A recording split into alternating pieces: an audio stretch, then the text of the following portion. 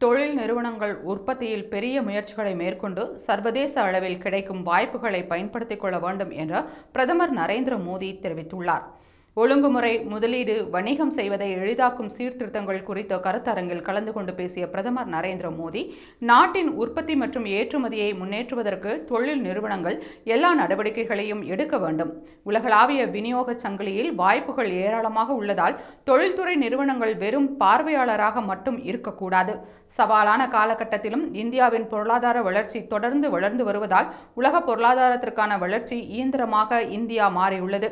உற்பத்தியுடன் இணைந்து ஊக்கத்தொகை திட்டத்தின் மூலம் இப்போது 14 தொழில் பிரிவுகள் பயனடைந்துள்ள நிலையில் 1.5 லட்சம் கோடி ரூபாய்க்கும் மேல் முதலீடுகள் மேற்கொள்ளப்பட்டுள்ளன என்று மோடி தெரிவித்தார்.